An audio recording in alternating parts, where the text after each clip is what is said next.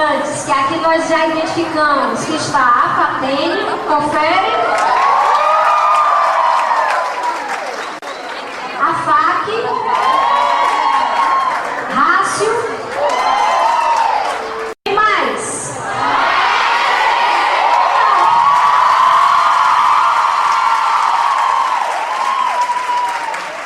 O movimento estudantil da UES já recepcionou muito bem os colegas das outras faculdades. Bom, nós vamos começar nossas atividades com um grande prazer. Vamos chamar aqui, nós não temos só aqui os estudantes da UES. Meu nome é Cristina Nobre, eu sou coordenadora da graduação de Serviço Social aqui da UES. Junto com o CRES, nós estamos realizando esse evento com uma parceria fundamental que deu ao longo desses dias. A UES também está nessa parceria através dos laboratórios e também do mestrado acadêmico, Serviço Social, Trabalho e Questão Social. Então nós vamos começar a compor a mesa. Vamos chamar a companheira Luana, do CRES.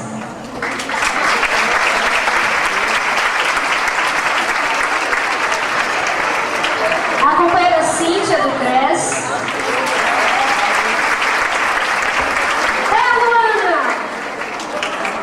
Cadê a Cíntia? Bom, a Luana, conselheira do Conselho Regional de Serviço Social. Vamos chamar para compor a mesa a professora Aurineida Cunha.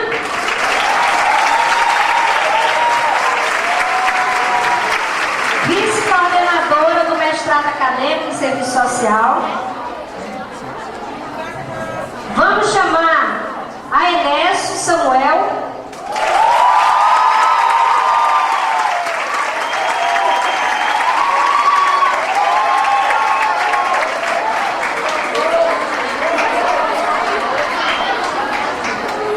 Vamos chamar o estudante Cijone, do Centro Acadêmico de Serviço Social.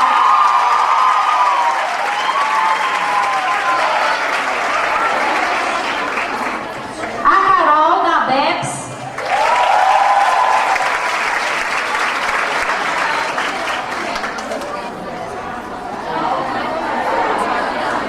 Ah, não é o Cijone, é a Carol, que vai representar a outra Carol. Pode bater. O Centro Acadêmico tem que se resolver, que representar tudo. Carol, para ficar um menino e uma menina. E a Carol da ABEPS? Carol da ABEPS. Tá na frente. A Carol veio de carona, ela tá por aí.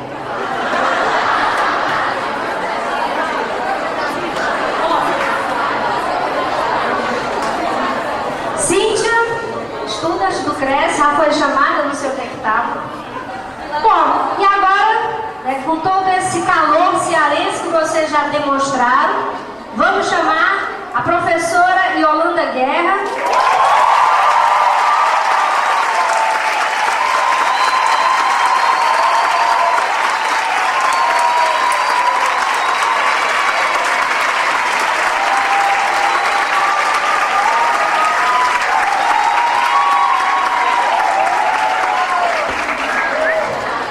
Também aqui a professora Dinari, por favor, sentar-se aqui conosco.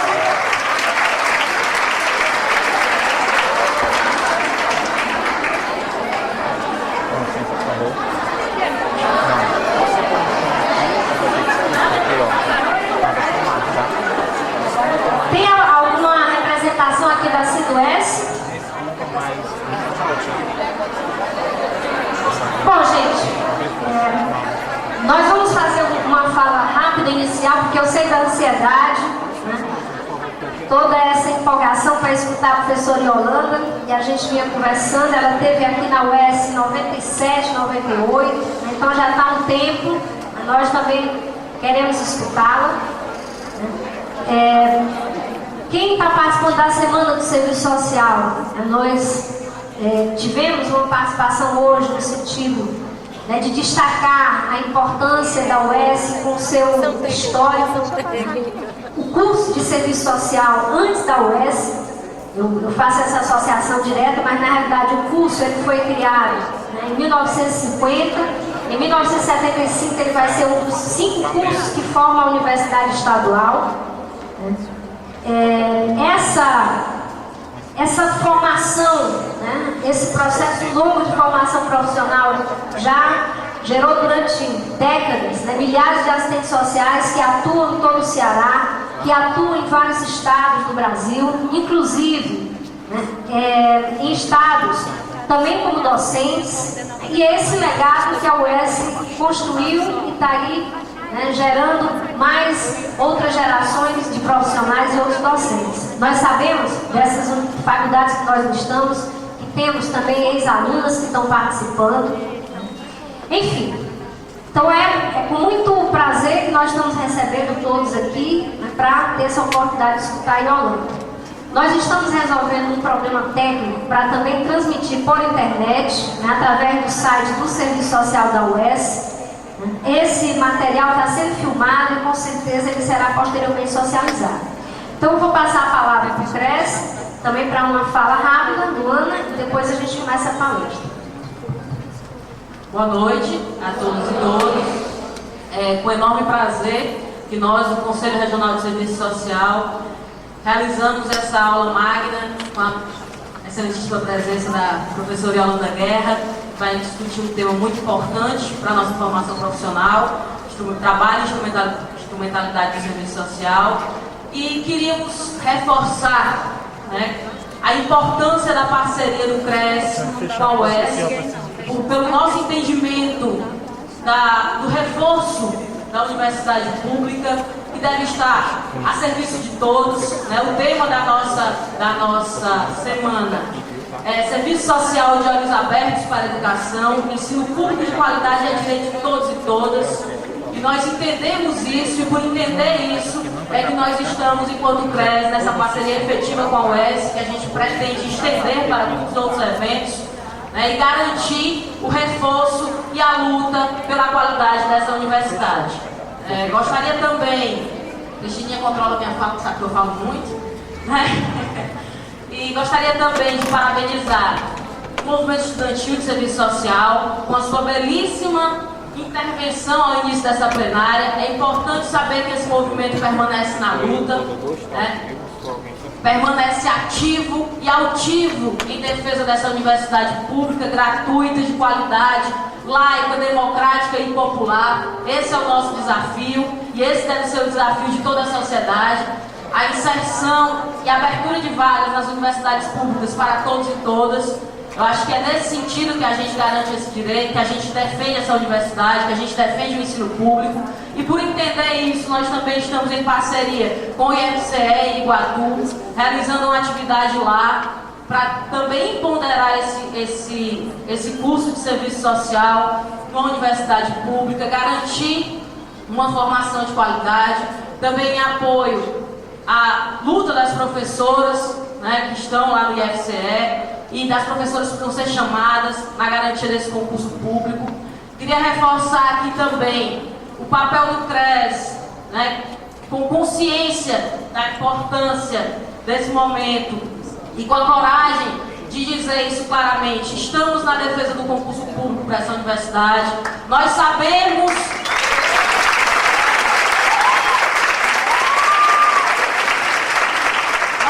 das ofensivas que a universidade sofre com a legalização da vaga do substituto para a vacância, e a gente tem que entender que isso deve ser um movimento de toda a sociedade, da categoria, dos estudantes, dos docentes, que o concurso público para professor efetivo da UES tem que ser efetivado, né, para além de um combate à ilegalidade anterior à legalização do substituto na vacância. A gente tem que entender que uma universidade, para funcionar com o seu tripé de ensino, pesquisa e extensão, ela precisa de um professor que possa se dedicar exclusivamente a isso e garantir a qualidade desse tripé, garantir a qualidade da pesquisa, garantir a qualidade da extensão e garantir a qualidade do ensino. A gente sabe que a formação qualificada do assistente social, tá bom, vou concluir, Cristina, que a formação qualificada do assistente social, como de outros profissionais, não se dá apenas dentro da sala de aula, se dá nesses vários espaços e se dá principalmente no espaço da luta e da militância. Nesse sentido, reforço a participação política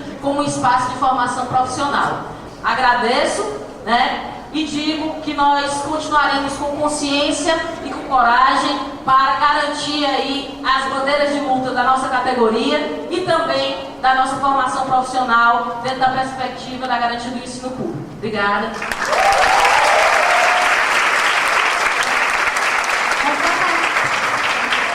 Gostaríamos de chamar também a professora Virgínia, da ABEPS, para fazer parte da mesa.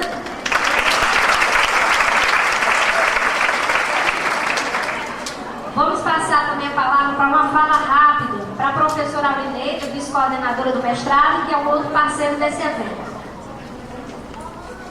Boa noite a todos e a todas.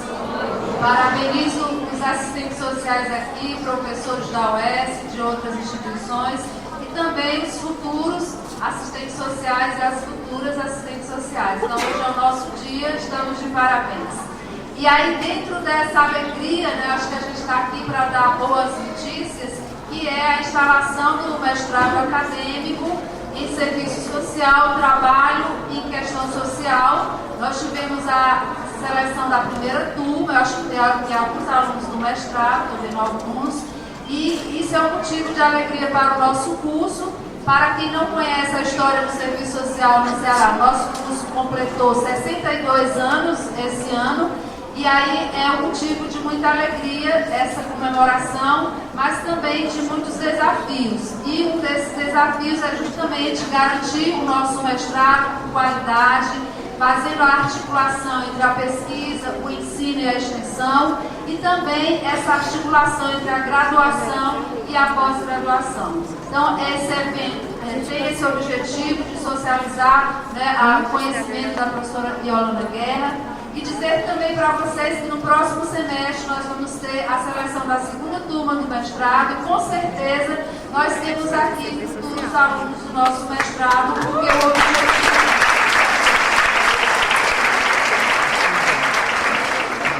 Concluindo, porque o objetivo do nosso mestrado é qualificar professores para as escolas públicas, mas também para esse novo mercado que é o ensino pago do serviço social. Então, eu acho que as nossas entidades estão atentas a essa nova demanda e o nosso mestrado também vai colaborar na qualificação de novos professores, não só para o Ceará, mas também para o Brasil todo, como a UES faz historicamente. Então, sejam bem-vindos a esse momento aqui e parabéns.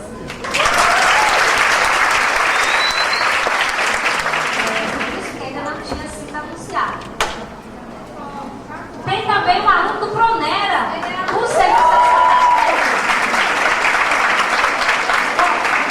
Nós vamos passar para a Virgínia falar pela BEPS, falar rápido. Fala rápido. Bom, eu posso dar boa noite, né? Para mim está sendo um entusiasmo ver esse grupo aqui de professores, de estudantes, de profissionais aqui tomando conta dessa reitoria, né? Isso é muito forte que está aqui com a gente e isso nos anima muito, nos entusiasma muito. Agora nós estamos no terceiro turno, né? O terceiro turno desse dia, eu digo que foi realmente um dia 15 bem vivido, bem compartilhado, porque nós já estamos desde da manhã, de 6 da manhã, nessa nossa confraternização, nas nossas reflexões, resgatando sempre essa dimensão crítica, né? Essa dimensão de querer pensar uma perspectiva de um futuro, mas de um futuro que nos traga felicidade, de um futuro que a gente pense no hoje, que a gente sinta a partir desse presente e construa, né? E contribua com esse processo. E realmente a gente que está nas nossas entidades e passamos por nossas entidades, isso nos alimenta muito, porque a gente está agora e a gente sabe que outras pessoas também vão vir e a gente quer viver esse mesmo espírito guerreiro, esse mesmo espírito de quem está a fim de construir algo de melhor, né? Quem está a fim de ver realmente uma outra sociedade, uma sociedade mais justa. E que isso passa pela dimensão ético-política da nossa profissão.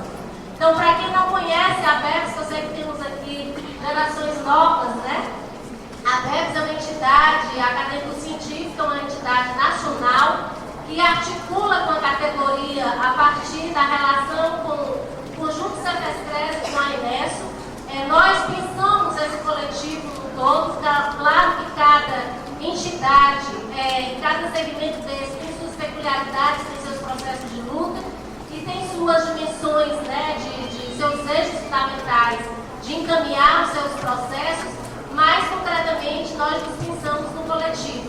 Então a ABEPS, a nossa querida Yolanda é atualmente da diretoria da ABEPS, da Executiva Nacional da ABEPS, e nós estamos aqui na UES representando parte dessa regional da ABEPS, que é protagonizada pela Universidade Federal do Rio Grande do Norte, com a nossa querida Regina, que já esteve conosco em algumas oportunidades, inclusive junto às nossas universidades privadas, que compõem o Fórum dos Supervisores. Nós temos a professora Eliana Guerra, que está na pós-graduação também da UFRN. Nós temos na UES, a Virgínia, para quem não me conhece, a professora Virgínia, que estou aqui no curso de Serviço Social. A professora Liana, que também está assumindo essa gestão. E nós temos uma representação discente, que é a Carol, que também está aqui, eu não sei se está entre nós. Está aqui entre nós. Ela chegando em pé, procurei sentar. Enfim, gente, dizer para vocês que a gente está fechando a noite com muita alegria, tá? Eu acho que isso é um estímulo, é um motor para a gente e que esse momento reflexivo, né, esse momento que a gente também faz festa, mas que fundamentalmente a gente faz festa discutindo, refletindo criticamente, ele se amplie cada vez mais e se extrai cada vez mais. Nós vamos ter, só para fechar, a ABEPS itinerante, que é uma forma estratégica, né, uma estratégia política de capacitação, de qualificação, de formação continuada, que nós estamos querendo resgatar e mobilizar todas as universidades públicas e privadas. E esse momento vai ser um momento muito especial. Vocês que estão nas universidades privadas, tentem ver quem está indo como representante da universidade para participar em Recife, que vai ser em agosto, e em Salvador, que vai ser em setembro, da ABEPS itinerante, que vai acontecer aqui no Nordeste. E também conclamar vocês, já fechando, para o 13º INPES, que é o Encontro Nacional de Pesquisadores e Estudantes de Serviço Social. Pesquisa de Serviço Social. E vai acontecer na Universidade Federal de Juiz de Fora, em Minas Gerais, nos dias 5 a 9 de novembro, e que já nós achamos com as inscrições para trabalhos abertas, tá? Elas já começaram e vão até o dia 16 de junho. Então, tentem se mobilizar, se articular e se programar para estar propondo trabalhos, para estar levando a discussão, que para nós isso é o grande motor que faz essa categoria, né, essa formação, pensar sempre em estar se recriando, tá? E um grande beijo a todos por esse nosso dia.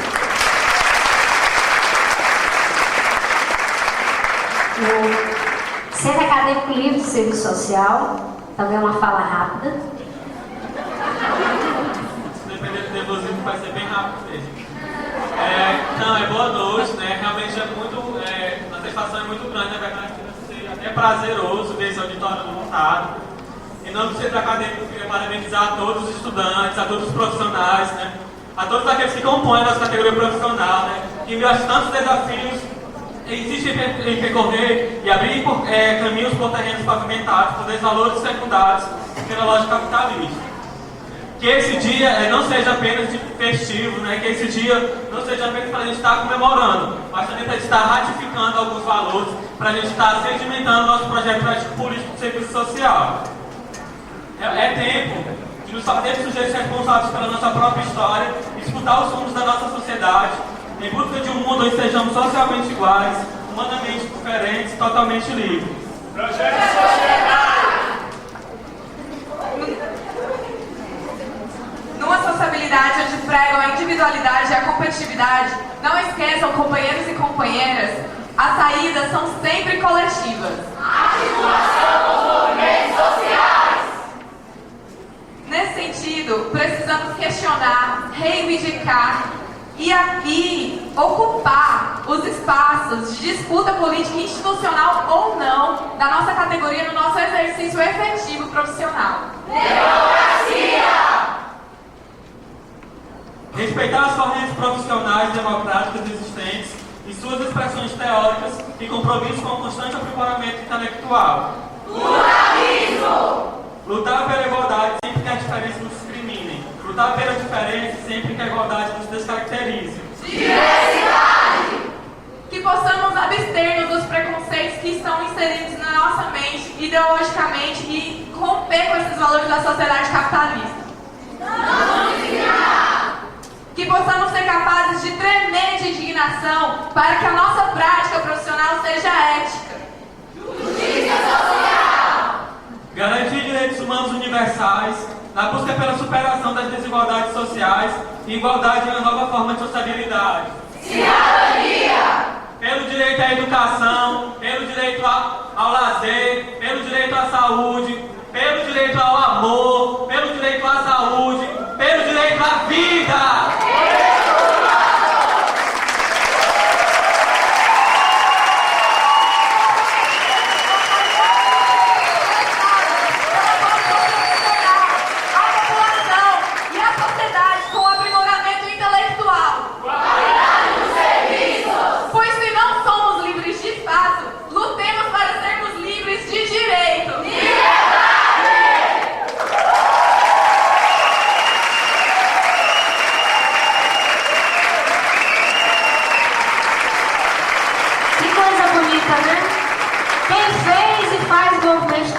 Conhece muito bem essa energia, né, professor Estênio?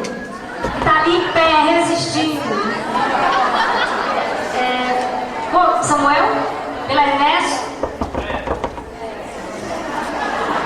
Então, galera, boa noite. Muito boa noite, né?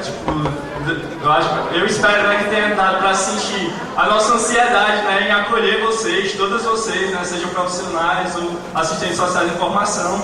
E aí, o que a gente quis, né, nesse momento e fez e tal, eu acho que é muito do que o movimento estudantil traz para a categoria, né, como sempre trouxe, historicamente, quando a gente vem comemorar o dia do assistente social, o dia da assistente social, né, o que a gente comemora também são as conquistas, né, as lutas travadas e logo a gente comemora também lutando, fazendo o que a gente costuma fazer cotidianamente, né. E isso que a gente está fazendo aqui é um exercício que o movimento estudantil traz para uma categoria que é eminentemente política. Né? Se a gente pensa que nosso viés ético-político a gente vai desenvolver só dentro de sala de aula, né? Ou somente no estágio e tal, se a gente nunca abre a boca dentro de sala de aula, se a gente nunca participou da disputa, né, política, em debates, ou seja lá, em reuniões com as comunidades e tal, como é que você, assistente social no seu primeiro dia de trabalho lá, pela primeira vez, estando de encontro, né, com essa situação, vai se posicionar, né, eticamente, politicamente. Isso é um exercício que a gente faz cotidianamente, né, e que o movimento estudantil traz como nenhum outro espaço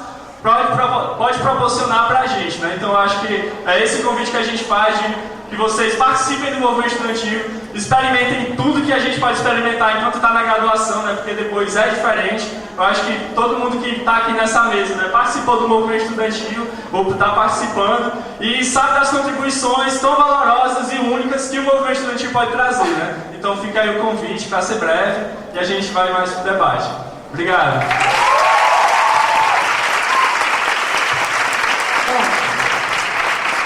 Com toda essa recepção calorosa, nós vamos ser mais receptivas, Yolanda. Nós vamos ficar todas na mesa, porque não há espaço.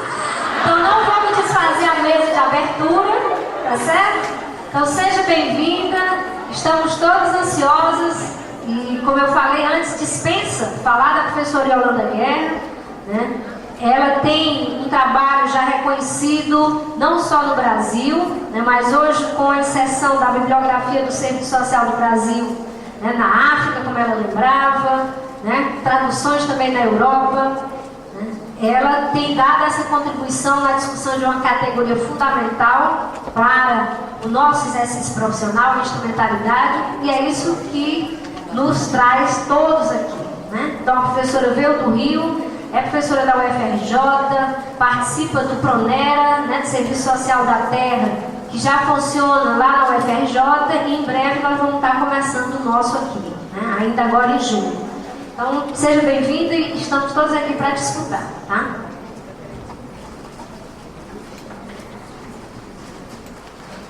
Boa noite. É imensamente emocionante ver esse auditório, saber que lá fora tem muitos estudantes e assistentes sociais e docentes assistindo, que muito provavelmente isso está passando também pela internet, né? Então eu quero cumprimentar também os internautas que nos assistem e ver esse calor humano e esse poder de mobilização da UES para trazer esses estudantes, e de vocês de se mobilizarem efetivamente para estarem aqui essa noite. Então é hoje um dia de festa, nossa festa começou, me parece que de vocês já começou ontem. A minha começou ontem também, logo que eu cheguei aqui. E já com calor, né, delicioso, que eu saí do dia chuvoso de São Paulo, da Garoa, para chegar aqui nesse Ceará maravilhoso, nossa fortaleza quente. E eu queria então cumprimentar a todos os companheiros assistentes sociais e estudantes de serviço social que já fazem parte da categoria. Essa é uma conquista nossa, por esse dia e por essa festa, né? Essa festa que desde a da manhã foi e tem sido emocionante, e com várias atividades e várias comemorações, comemoração do mestrado, né, acadêmico, que para nós do Serviço Social Brasileiro é motivo de muito orgulho, comemorações também com relação a professores da UES que acabam de se aposentar e que fizeram a história do Serviço Social Brasileiro, comemorações do Dia do Assistente Social, comemorações do curso do Pronera. Então parece que nós temos aqui muita coisa hoje, né, para brindar, para comemorar. E eu queria começar dizendo, então, aos estudantes do Centro Acadêmico Livre, que o Brasil precisa de estudantes e de profissionais assim como vocês. Eu também fiquei muito emocionada de vê-los, né, nessa intervenção política, discutindo e mostrando para os outros estudantes a importância dessa militância. Somos todos militantes, né? E temos que continuar nessa militância, ela faz parte, é ela que nos alimenta, como diz Virgínia, é ela que vai nos trazer, nos oxigenar. Então a militância é fundamental para a vida de qualquer pessoa, da vida de qualquer cidadão. Então essa dimensão política, ainda que não necessariamente partidária, porque a partidária também tem o seu papel, mas essa militância política nos movimentos, nas entidades da categoria, ela faz a diferença na vida da gente, né, Samuel? Samuel sabe disso, ele tocou nesse ponto. Então eu queria começar com essa mensagem. E começar pensando, por que é importante militar? Porque somos trabalhadores. Somos trabalhadores, e aí eu começaria já a pensar o serviço social nesse contexto, quando a gente ouve na primeira aula, né, na introdução ao serviço social, o professor dizendo assim: serviço social é uma profissão inserida na divisão social e técnica do trabalho. Vocês já ouviram isso? Já pensaram o que significa isso? O serviço social, ao se inserir na divisão do trabalho, se insere como um ramo de especialização do trabalho coletivo. Bom, começou a ficar difícil a coisa. Ora, isso significa que nós somos trabalhadores, porque nós temos que vender a nossa força de trabalho. Mas nós atuamos no âmbito da reprodução social. E, portanto, esse trabalho tem características específicas que eu gostaria hoje de tentar conversar um pouco com vocês, para a gente entender, né, o que o assistente social faz. E aí eu pensaria assim: o que é, o que faz, por quê, para quê, quando, onde, como que nós, em que meios, né, de trabalho, e pensar também nessas diversas dimensões que compõem essa profissão. A profissão é uma totalidade composta por diversas dimensões que se articulam entre si. Dá para entender? Também os alunos do primeiro período? Então, o serviço social se insere na divisão do trabalho como uma especialização, assim como qualquer outra especialização. E, como tal, ela tem que responder a um conjunto de necessidades sociais. Necessidades sociais que outras profissões também respondem. Só que as demandas que chegam para o assistente social são diferentes das demandas que chegam para as outras profissões. Então, vamos pensar na saúde. Nós temos uma necessidade de saúde. E aí tem várias profissões que respondem a essa necessidade de saúde de maneira distinta. Por quê? Porque a demanda que chega, as demandas que chegam para essas profissões são diferentes. E o serviço social vai atender a necessidade de saúde de uma maneira diferente do médico, diferente do enfermeiro, diferente do nutricionista, diferente do psicólogo e diferente de todos os outros, porque cada um tem uma especialização, responde a uma parcela da divisão social e técnica do trabalho de uma determinada maneira. Essa maneira, que não é qualquer uma, ou seja, não é qualquer um que pode fazer serviço social, diferente do que muitas vezes a imagem social da profissão contempla. Pensam o quê? O que ninguém faz, passa para o assistente social. Medo engano. Não é nada disso. Ou o assistente social faz de tudo um pouco. Também não é assim. Nós temos um conjunto de atribuições, um conjunto de competências que historicamente nós fomos conquistando em termos do espaço que nós ocupamos, mas outras atribuições e outras competências vão se gestando, porque essa profissão, ela está inserida num contexto das relações sociais, que são relações, que não são relações harmônicas. Que tipo de relações nós temos nessa sociedade? Relações de interesses, não apenas diferentes. Porque aqui nós temos pessoas que têm interesses diferentes. Nós temos interesses, nessa sociedade existem interesses antagônicos. O que significa isso? O que é bom para uma classe não é bom para outra. Curto e grosso. O que é bom para uma classe não é bom para outra. O que é bom para a classe trabalhadora não é bom para a burguesia. E vice-versa. Então nós atuamos nesse contexto de relações que não são harmônicas. São relações que se contrapõem. São interesses que se contrapõem uns com os outros. E é nesse contexto que é necessário uma profissão como o serviço social. Então não é, ai, que pena, nós estamos numa sociedade capitalista. Não, esta sociedade capitalista, ela o serviço social vai ter uma funcionalidade a ela. Ela vai atribuir um significado social e uma funcionalidade a essa profissão, que vai nascer num contexto que precisa de um profissional com determinadas características para conter a chamada luta de classes. Vocês já ouviram esse termo, luta de classes? Dá a impressão que ela acontece só com o outro. Com a gente, na nossa vida, ela não chega. Ledo engano. O tempo todo nós estamos atravessados, do ponto de vista da nossa visão de mundo e das nossas condições de vida, pela luta de classes. Por que a nossa condição de vida é assim? Em função dos interesses contraditórios da sociedade burguesa. E, portanto, o acesso não é universal. E, portanto, a riqueza socialmente produzida não é universal. Ela vai para as mãos daqueles que detêm os meios de produção.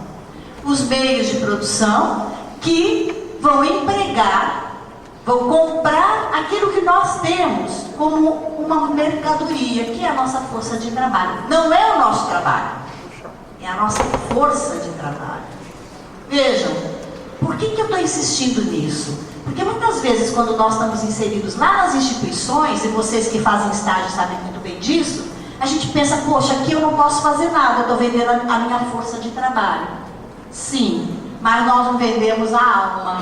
mas nós não vendemos as nossas ideias, nós não vendemos os nossos projetos, nós vendemos a nossa força de trabalho. Então é muito diferente quando a gente tem clareza de que o trabalho vai além da energia adequada e utilizada para a produção de mercadorias.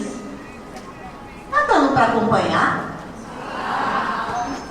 Então tá bom, porque aqui eu sei que tem um público extremamente heterogêneo, né? Então, para poder atender pelo menos a maioria, que é difícil atender a todos, mas pelo menos a maioria, eu estou tentando trazer de uma forma bastante didática para a gente chegar lá e pensar o que é essa instrumentalidade. Então, o trabalho, né? O trabalho é uma atividade na qual nós, o ser social, de maneira genérica, vai atuar, colocar a sua energia na transformação de algo, e quando coloca essa energia para transformar algo, uma matéria-prima, também se transforma. Mas o trabalho, nessa concepção ampla, ele não é o trabalho do capitalismo, porque se perde muito quando esse trabalho, ou esse trabalhador, que era um sujeito histórico, que ia à natureza, transformava a natureza e se transformava a si mesmo, humanizava a natureza e humanizava a si mesmo, esse trabalho na sociedade capitalista, esse trabalhador, esse sujeito que está nesse processo, ele vai se limitar muitíssimo, porque o trabalho na sociedade capitalista é um trabalho chamado assalariado, que é esse trabalho que que está posto na relação de compra e venda da força de trabalho, como qualquer mercadoria. Significa o quê? Que a gente está vendendo a nossa força de trabalho no nosso dia a dia em troca de um salário. Ao final do mês, recebemos um salário. Olha que curioso, por que é ao final do mês? Porque nós, trabalhadores, pagamos o nosso próprio salário. Depois de ter produzido por um mês, nós vamos receber. Recebemos tudo que nós produzimos? Não. Recebemos uma parte que é chamada, também do ponto de vista ideológico, né, de trabalho necessário. Mas tem uma parte desse trabalho aí que não foi paga, que também ideologicamente é chamada de trabalho excedente. Ah, é um excedente, qualquer um pode lançar mão. É verdade? Claro que não é assim. Mas nós, nesse processo de trabalho, ele só se mantém porque existe uma coisa chamada ideologia, um conjunto de ideias na sociedade que atravessa a sociedade e invade corações e mentes. E aí nós incorporamos sem perceber essa ideologia e respondemos à realidade a partir dessa ideologia, que a gente nem sempre tem consciência que ela existe. Ou, às vezes temos, às vezes não temos. Tem um autor chamado Karel Kozik, que eu gosto muito, que ele fala assim, é o claro e o escuro. Eu vejo e eu não vejo. Eu vejo e eu não vejo. A ideologia aí, a alienação, o que é a alienação? É um processo, efetivamente, que deriva desse tipo determinado de trabalho, o trabalho assalariado. Necessariamente, esse trabalho assalariado é um trabalho alienado. O que quer dizer alienado? Não é uma alienação mental, é fundamentalmente a alienação que nós temos ao produzir um produto que não temos acesso. Em primeiro lugar, a alienação não é um fenômeno mental, não é um fenômeno da consciência, é um fenômeno da própria condição de trabalhador. Então, todo mundo que é trabalhador tem a alienação limitando a sua forma de viver, suas condições de vida. Primeiro, ele é um fenômeno que está posto na nossa vida, mas ao mesmo tempo ele se torna um fenômeno da nossa consciência, uma limitação da nossa consciência. A gente não consegue ver todo o processo inteiro. O que é o processo inteiro? Que nós vendemos a nossa força de trabalho, recebemos, produzimos a mercadoria, ela é vendida, e aquilo que nós recebemos é muito aquém daquilo que nós deveríamos receber como produtor da riqueza. E para onde vai essa riqueza que não está na nossa mão? vai para a mão de quem nos contrata, que só existe porque existe essa relação. Olha que coisa curiosa. Quando a gente começa a vislumbrar isso, a gente começa a se sentir o quê? O sujeito da produção. Do contrário, a gente não se vê como sujeito da produção. Nós nos vemos como objeto, é o contrário. Porque a sociedade burguesa, ela mostra tudo invertido. É tudo o seu contrário. Ao invés de a gente estar preocupado com o ser, nós queremos ter. Ao invés de a gente se ver como sujeito, nós nos sentimos objeto. Ao invés de a gente ter uma participação ativa, a gente se sente impotente. Não é o inverso? Essa inversão chama-se ideologia, que perpassa a vida de todos nós. Não tem aquele que aqui possa dizer: eu não tenho, eu não sou alienado, eu não deixo me levar pela ideologia. Não existe. Todos nós somos pessoas de um mundo alienado, pessoas do mundo burguês. Tem um livro muito lindo também, de um filósofo que se chama Leandro Conder. Esse livro chama Os Sofrimentos do Homem Burguês. Porque ele vai dizer: todos nós, tendo o capital ou não, empregando a força de trabalho ou não, nós somos pessoas do mundo burguês. Então a alienação atravessa a nossa vida, atravessa todas as esferas da nossa vida. O professor Zé Paulo Neto diz assim: do útero à cova. Desde que nascemos até quando morremos, a alienação perpassa a nossa vida. Mas ela é como o claro e o escuro. Há momentos de desalienação. Não tem momentos que vocês falam: ah, caiu a ficha? O cair a ficha é o momento da desalienação. Não é fantástico quando a gente fala assim: pô, agora isso me faz sentido? Me faz sentido, agora saquei. Eureka! Olha, a exclamação eureka quer dizer isso. Caiu a ficha. Eu estou enxergando aquilo que eu não enxergava antes. Então, é possível se desalienar? Claro que é. Mas depende muito da nossa inserção nessa sociedade. Primeira forma de conseguir a desalienação: estarmos inseridos na divisão social e técnica do trabalho como trabalhador. Olha que coisa curiosa. Vender a força de trabalho é também uma possibilidade de desalienação. Porque quando a gente começa a se dar conta de que é classe trabalhadora, pertence à classe trabalhadora, não apenas a condição de classe, mas quando a gente começa a adquirir a consciência de classe, tudo muda na nossa vida. As coisas começam a fazer um sentido completamente diferente. E a nossa postura diante da vida muda muito. Porque aí a gente vai começar a buscar os outros trabalhadores e enxergar neles a possibilidade de uma aliança. Se identificar com o outro trabalhador. E aí isso começa a fazer um sentido enorme na nossa vida. Porque aí as lutas são diferentes. E quando, para além da gente se identificar como classe trabalhadora, começa a se identificar como gênero humano e pensa assim: nada do que é humano me é estranho, aí é a glória. Aí é realmente aquela sensação de prazer. Então é isso, só se dá pelo conhecimento. Só se dá pelo conhecimento, por desvelar. Olha que coisa fantástica. O que é conhecer?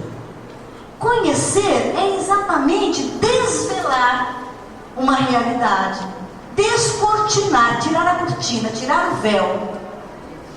Conhecer vem, do termo elucidar, que é, de fato, lançar luzes sobre uma realidade e começar a vê-la por dentro, não na sua aparência, mas no seu conteúdo, na sua essência, não na sua imediaticidade, mas através de mediações. Eles vão estudar isso, vão entender bem o que são as mediações, que é o contrário da imediaticidade. Então, falar de instrumentalidade é falar de tudo isso. Porque esse processo do conhecimento, ele tem que ser um instrumento para nós. Só se consegue desvelar a realidade a depender de um modo de olhar e desvendar essa realidade. Esse modo é o método. Então não é qualquer método que nos permite desvelar a realidade. Tem alguns métodos que nos permitem desvelar mais a realidade. E o assistente social, que tem uma inserção na divisão social e técnica do trabalho e vai intervir, olha agora, naquele âmbito da chamada questão social, também já devem ter visto isso, todos já estudaram a questão social, que não é qualquer questão. A questão social, diz Maria de Amarro, ela não é, ela expressa. Primeira coisa, ela não é, mas ela expressa. Ela expressa um tipo determinado de relação, ela expressa a exploração do trabalho pelo capital, mas ela expressa a resistência do trabalhador também, que só resiste quando se vê como sujeito. Porque enquanto objeto, nós vivemos na passivização. E quanto objeto, nós vivemos simplesmente esperando que as coisas aconteçam e não intervindo diretamente para que elas aconteçam. Quanto objeto, a gente se esquece que é sujeito de razão e sujeito de vontade. Então, mesmo com todas as limitações que são postas pela nossa condição de trabalhador, todos nós temos a razão e temos a vontade. E a gente tem que exercitar a razão e vontade, mas não aleatoriamente. Nós temos que pensar a nossa vontade orientada para uma determinada finalidade. Quem põe finalidade? Só o sujeito. Então a gente vai pensando em quê? Em projetos. O tempo todo a gente projeta. Se eu perguntar aqui, o que vocês querem ser daqui a 5, 6 anos? Assistentes sociais. E quem já está aí? Eu quero me aposentar. A gente está sempre fazendo projetos, e é assim mesmo. E também fazemos projetos para a nossa profissão. E também fazemos e formulamos projetos coletivos para a nossa sociedade. O que nós queremos do Brasil? Que tipo de sociedade nós queremos? Aqui foi falado, nós queremos uma sociedade que tenha uma perspectiva de emancipação dos sujeitos, a vida plena de sentidos. Nós queremos um trabalho que nos permita ser caçador de manhã, ser poeta à tarde e fazer amor à noite. Não é bom? E por que a gente tem que confinar a nossa vida só no trabalho? Só numa atividade? Então vejam, por que tudo isso é importante? Porque o assistente social que vai lidar com a chamada questão social, que é não apenas expressão da exploração da classe trabalhadora, mas também da sua resistência, que tem duas dimensões. Uma dimensão que é fundamentalmente econômica, mas é também política. O nome que recebe é questão social. Olha como é que parece despolitizado. Questão social parece que é tudo, qualquer coisa. Questão social, este termo mais confunde do que nos ajuda a esclarecer, porque ela é não social, mas política e econômica, numa conjugação desses dois elementos. Então essa questão social acaba sendo o âmbito de intervenção dos assistentes sociais. Nós vamos intervir justamente nas suas expressões. Como é que ela se expressa? Com necessidade de creche. Ela se expressa como necessidade de educação para todos. Ela se expressa como necessidade de saúde, de mais leitos hospitalares do sistema público. Ela se expressa de diversas maneiras. Ela se expressa como violência de pais contra filhos. Ela se expressa como a dependência de álcool, drogas, etc. Ela se expressa de várias maneiras. E é nessas expressões que nós vamos atuar. Mas nós vamos atuar, e aí vai ter que entrar a competência, por isso estudamos muito, por isso estudamos sistematicamente, porque não tem nada de simples, é tudo muito complexo. Entender a questão social é complexo e identificar qual é a expressão da questão social que está se mostrando na instituição na qual eu estou trabalhando, é muito difícil.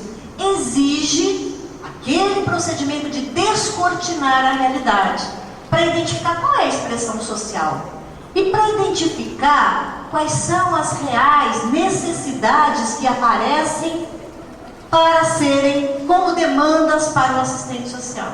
Da onde vêm essas necessidades? Elas sempre vêm do capital e do trabalho, mas são necessidades diferentes e divergentes, ou seja, antagônicas. A quem nós estamos atendendo? A que necessidades sociais nós, assistentes sociais, estamos atendendo? Para perceber isso, é de uma complexidade que a gente nem sempre tem a dimensão disso. Então é muito importante que a gente se qualifique cada vez mais para poder identificar quais são as expressões da questão social, mas não só. Quais são as necessidades que geraram as expressões da questão social? Fica claro isso? Sim? Tudo bem?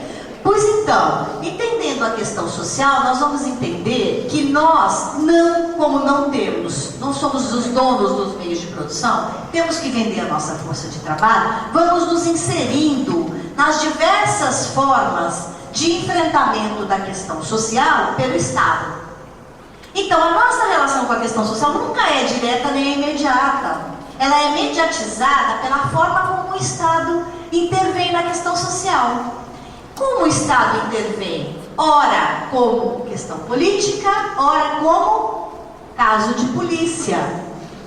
Então, ora, tem programas repressivos de combate à pobreza e de combate, entendendo os pobres como classes miseráveis, como classes perigosas, num aumento do Estado penal. Ora, temos práticas que o Estado, precisando se legitimar, ele estabelece determinadas políticas sociais. Então, isso é muito conjuntural.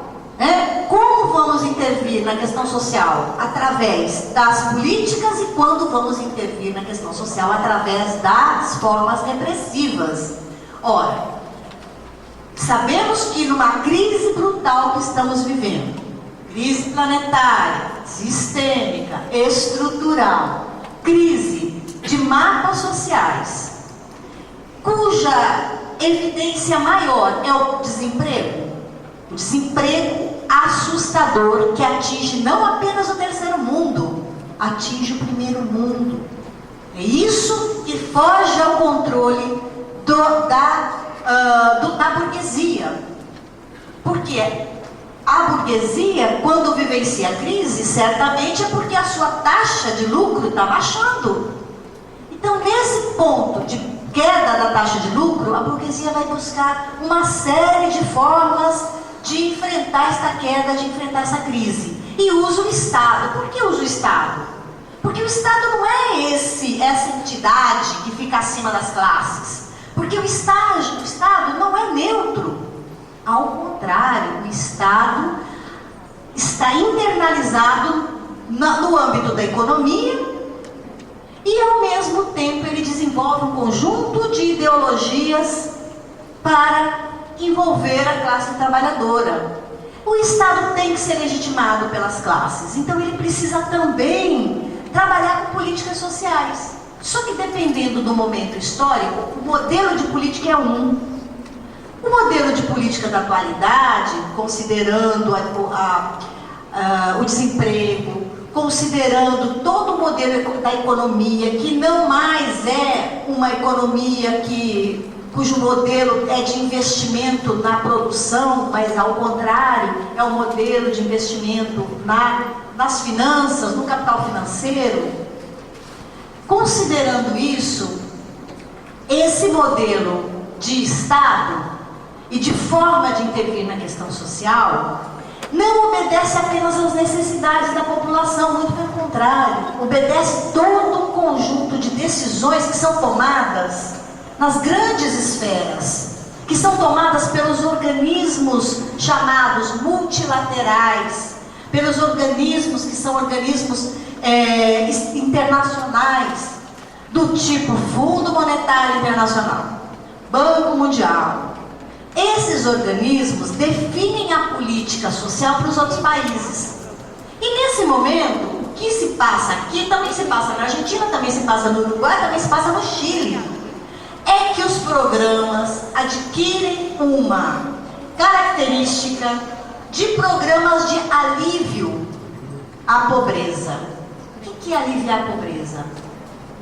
É tirar aquele que está numa condição de pobreza absoluta para trazer por uma condição que é o miserável, para trazer na condição de alguém que está num outro nível, um pouco mais remediado da pobreza, mas nunca para acabar com a pobreza. Não há essa possibilidade no capitalismo, porque o capitalismo ele vai sugar, beber o sangue do trabalhador para poder se alimentar. Ele se alimenta do sangue do trabalhador.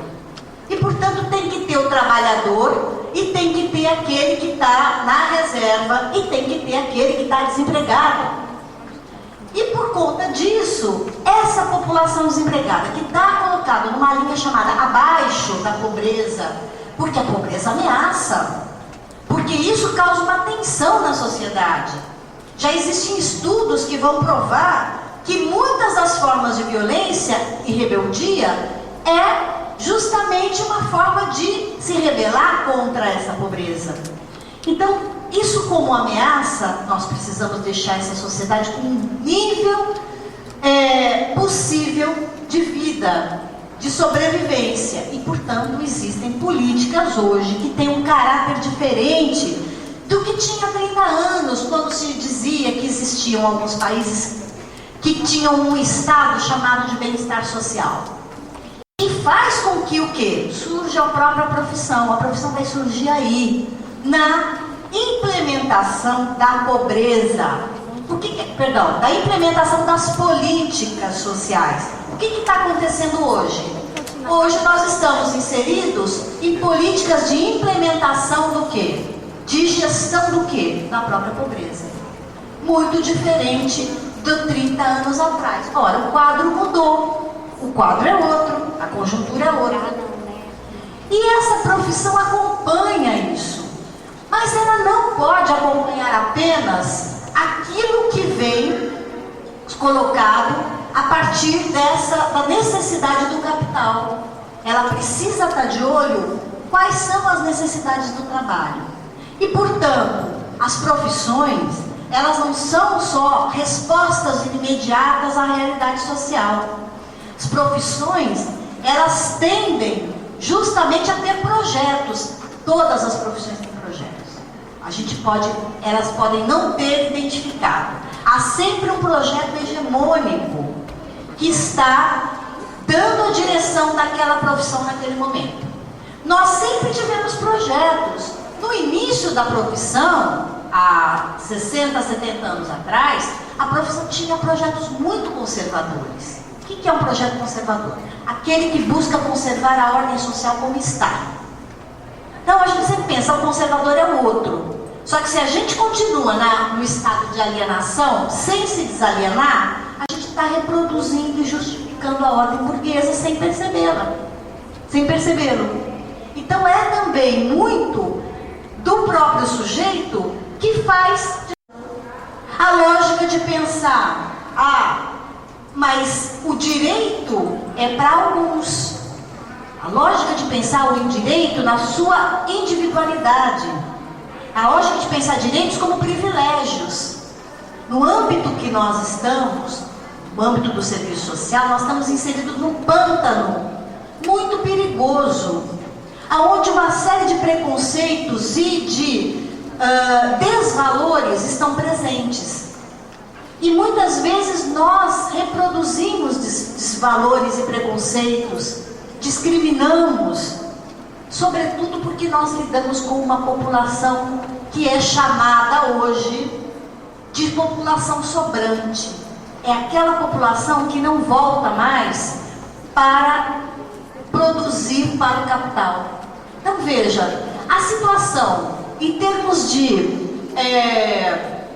empobrecimento da população vai colocando cada vez mais um exército de desempregados, de desvalidos e de pessoas que vão sendo colocados como sobrantes, aqueles que alguns autores chamam de inúteis para o capital. Ora, mas o serviço social tem um projeto e questiona o tempo todo, pelo menos a gente quer formar cada vez mais estudantes que questionem o tempo todo a lógica que leva a esse empobrecimento da sociedade e não naturalizar e banalizar isso.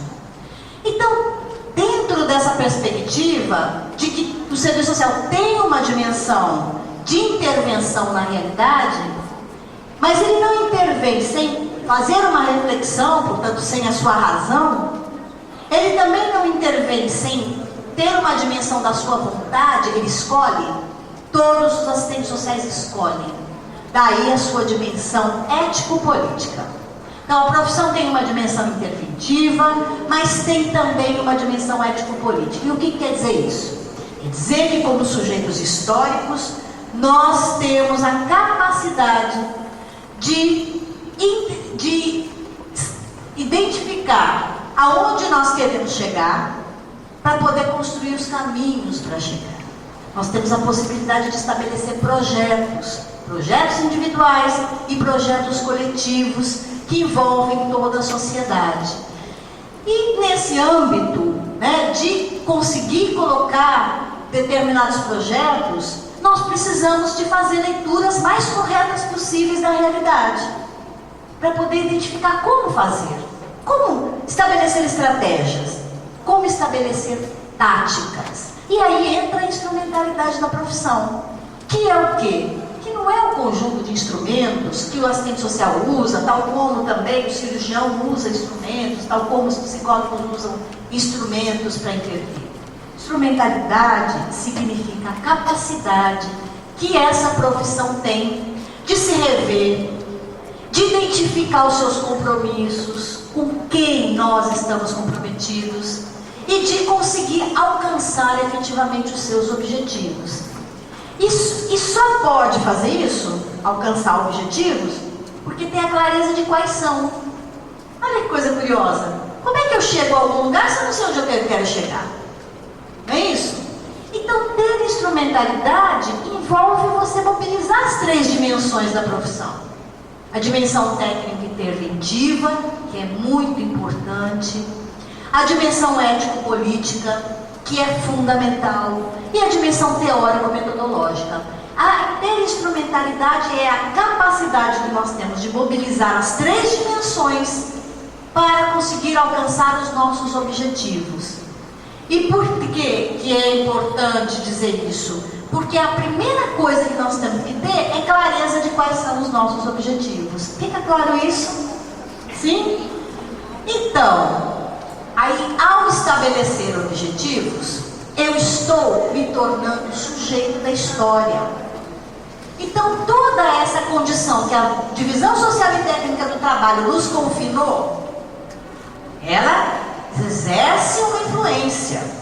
Ela condiciona parte do nosso exercício profissional. Porque nós seremos contratados por uma instituição e ela, em geral, passa para a gente o que nós devemos fazer. No sócio jurídico, lá na penitenciária, faça o exame criminológico. Faça estudo de caso, faça visita domiciliar. Agora, com que objetivo que nós vamos utilizar todos essas técnicas, instrumentos, seja lá o que for? Aí é que está o papel do sujeito no estabelecimento dos objetivos. Então a instrumentalidade tem a ver com a relação meios e fins. Quais são os fins? Com que meios? Fins éticos exigem meios éticos.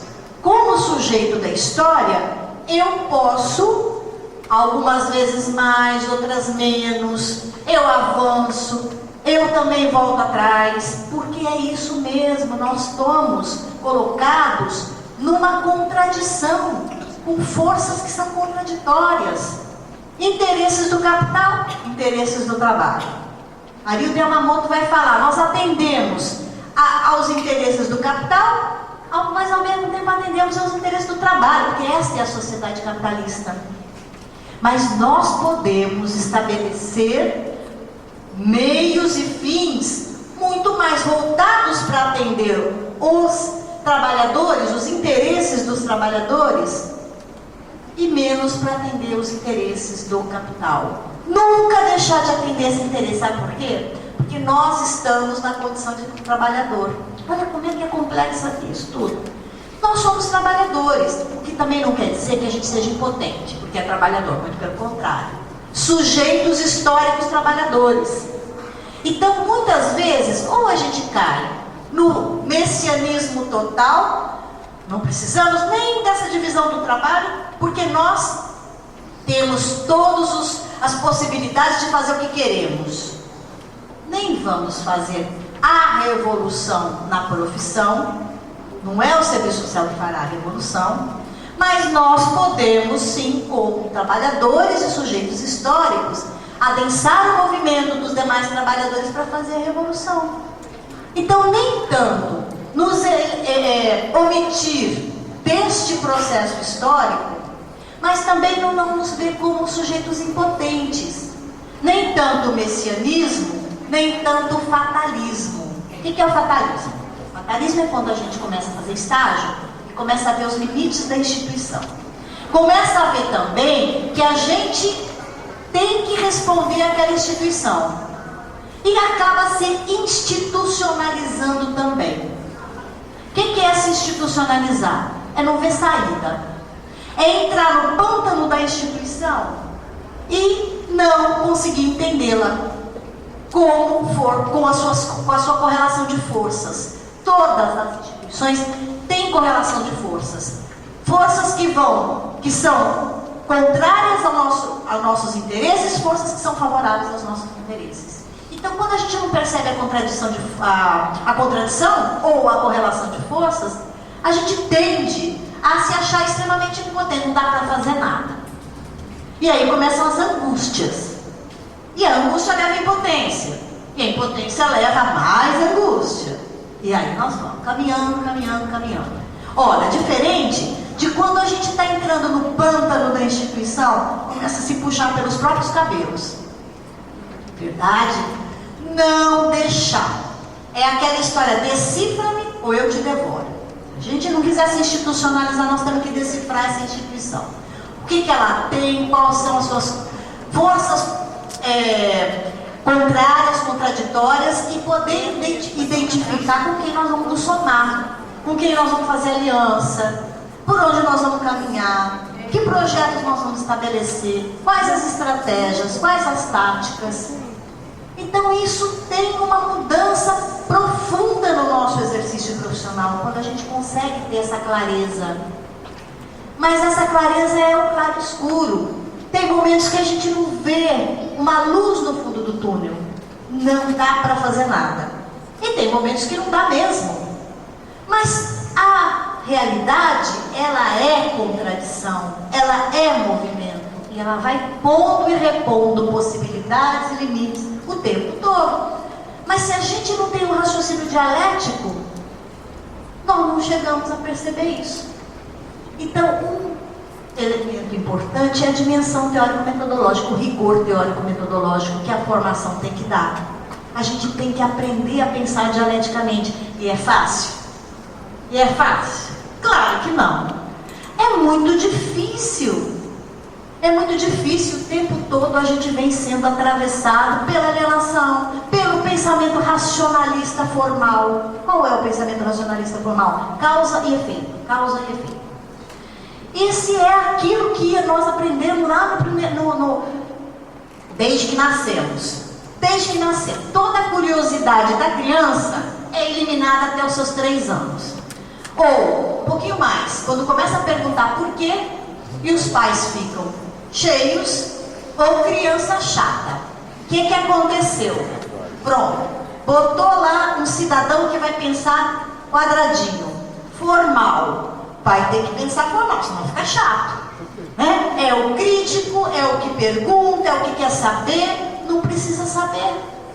Para que precisa saber? Então, o saber nessa sociedade, que é visto até dentro da Bíblia como fruto proibido, é à toa, né, gente? Fruto proibido.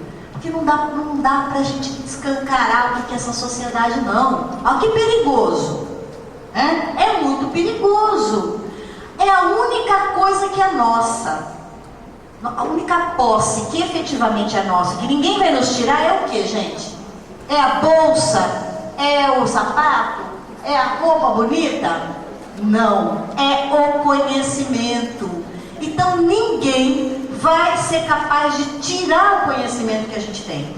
A única coisa que de fato é nosso. Então, saber nunca foi demais, né? Saber é sempre de menos.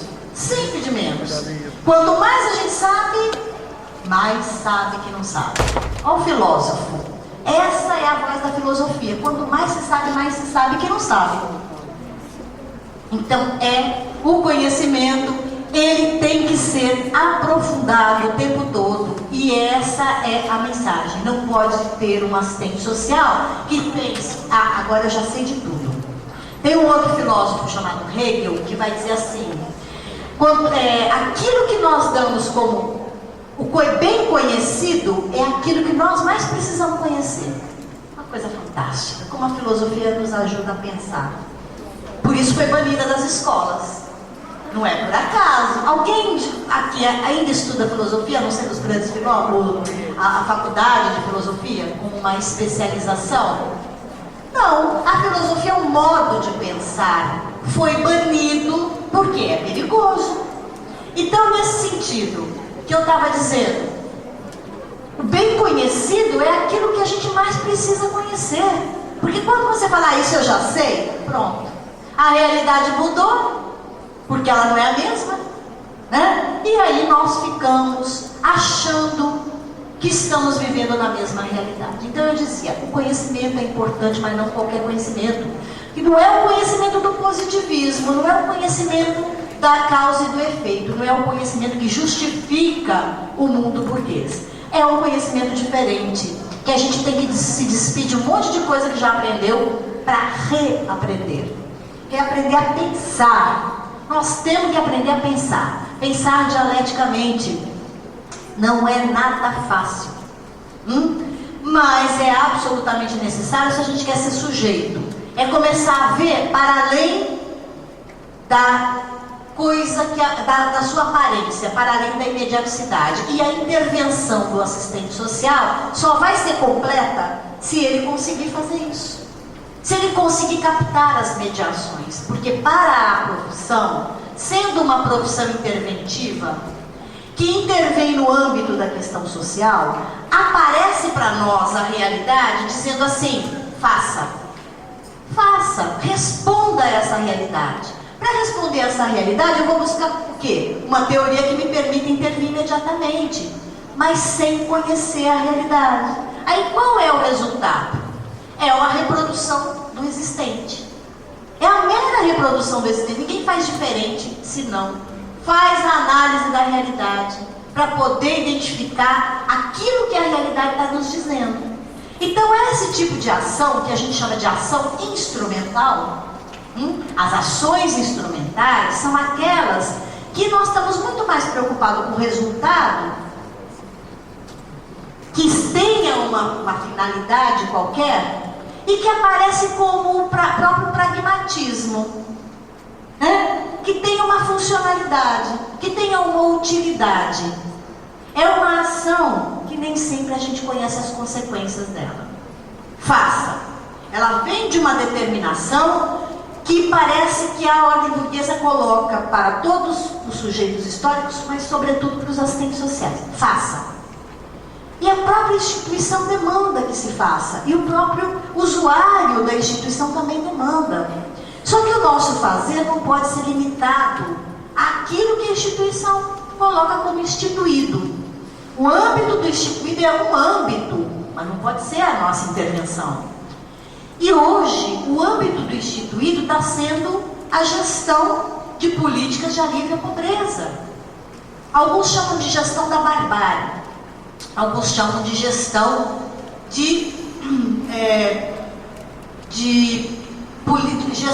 dos pobres.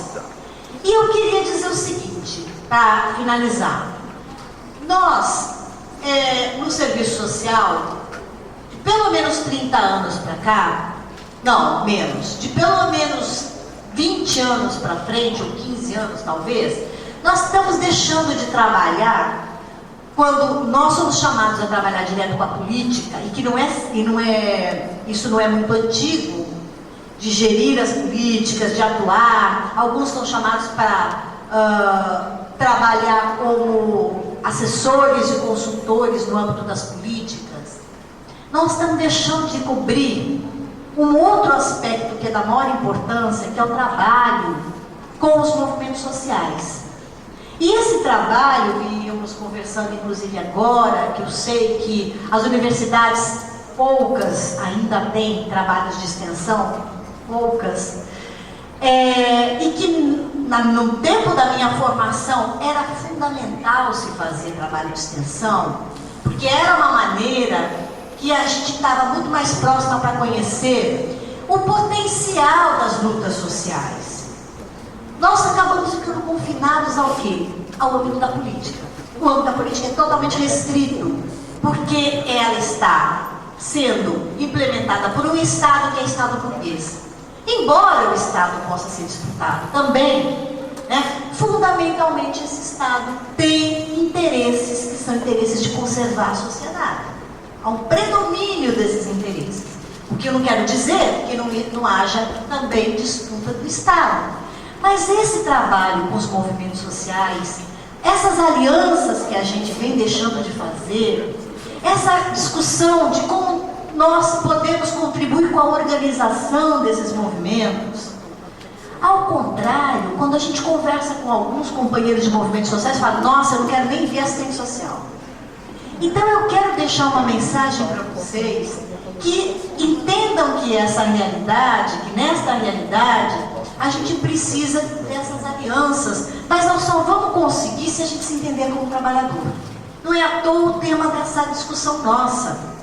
O tema do trabalho é central para os assistentes sociais, porque por muito tempo nós nos vimos como profissionais liberais. E como tal, a luta de classes não nos diz respeito. Então, muito pelo contrário, nós estamos atravessados pela luta de classes. E somos trabalhadores e precisamos entender o que se passa com as lutas sociais e com os movimentos dos trabalhadores. Fora isso, dentro da profissão, é também da maior importância que a gente atue nesse nível de organização, a educação de base, que nós não temos mão, são as reuniões, é esse trabalho importante que a gente está deixando de lado muitas vezes. Eu sei que aqui vocês têm um grande investimento, pelo menos na UES, eu conheço um pouco do trabalho, tem um grande investimento nesse aspecto, mas que no serviço social de maneira geral a gente vem deixando de interferir. A professora Maria Yamamoto vem chamando a atenção disso já há algum tempo, falando, nós nem pesquisamos sobre movimentos sociais, muito menos trabalhamos com os movimentos sociais. Então é importante que a gente traga isso como mensagem. Eu queria também, então, já que viemos aqui para falar da instrumentalidade, dizer ainda duas coisas antes de fechar. Eu não sei como é que nós vamos fazer, se vamos abrir para as questões, que é muito gostoso o debate, Eu só queria falar o seguinte, o assistente social, que tem que estar preocupado com uma instrumentalidade rica. O que é uma instrumentalidade rica? Que possa dar respostas complexas a situações complexas. Nós vivemos e intervimos em situações da maior complexidade, achando que podemos só com a experiência, só com o bom senso, sem nenhum conhecimento mais apurado, mais aprimorado, responder. Às vezes a gente se engana e pensa, vamos responder de maneira pobre porque trabalhamos com pobres. E isso eu falo para provocar mesmo várias situações que a gente vem assistindo, como os assistentes sociais não conhecendo as suas atribuições, as suas competências, e como resultado dessa luta dessa profissão, porque tem uma clareza hoje teórica, conquistou 3 coisas. Conquistou um conjunto de competências e atribuições que hoje já se desdobram, porque agora nós já temos um conjunto de parâmetros de intervenção do assistente social na saúde, na assistência, na relação com os psicólogos. Então tem sido uma construção muito interessante dessa profissão. A segunda conquista da profissão são as próprias diretrizes curriculares, mas não porque nós temos uma orientação para a formação, porque nós temos uma orientação de uma formação extremamente crítica, que está preocupada com rigoroso trato teórico e metodológico. Não o ecletismo que graça, que marca a profissão de serviço social. Então, essa luta por uma formação de qualidade, que aí é o mote dessa discussão nossa aqui. E o terceiro elemento, que foi aqui já colocado, que é o código de ética. Mas não porque ele é um código normativo que vai nos dizer o que nós temos que fazer, mas porque ele traz valores que são valores humanos genéricos. Ele traz valores que foram construídos pelos trabalhadores com muito suor e sangue. Então são esses valores que tocam e que permitem que a gente vislumbre uma outra sociedade, ainda que a gente nunca chegue a vivê-la, certo? Porque projeto é isso. Projeto é você identificar onde quer chegar para poder construir os caminhos. Se não temos projeto, estamos fadados ao fracasso. Ninguém dá um passo à frente se não tem um projeto. Então, em nome desse projeto, que eu queria deixar essa mensagem, e é uma mensagem mesmo de que a gente, e aqui tem fundamentalmente estudantes, mas mesmo para os assistentes sociais já formados, que a gente sempre busque a luz, elucidar, né? Buscar entender essa realidade que cada vez mais coloca o claro e o escuro. E eu fecharia então com uma história rápida que aparece no livro do Saramago, Ensaio sobre a Cegueira, uma história muito interessante, teve até um filme, e ele mostra que numa cidade, assim, todas as pessoas foram ficando cegas. Todas foram ficando cegas. Ele vai contando as histórias, as pessoas ficando cegas, vira um caos.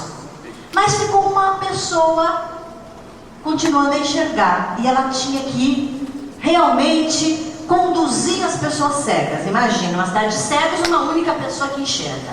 E ela se expressa da seguinte maneira. Ela diz assim, a importância, né? Qual seria então, para essa pessoa que está se colocando assim, a importância, ela diz assim, qual é a importância de ter olhos quando ninguém mais vê?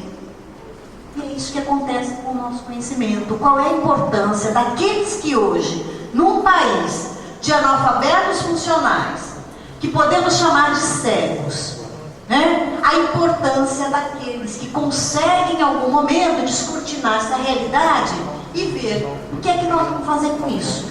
Que formação para que intervenção? Eu termino aqui, obrigada.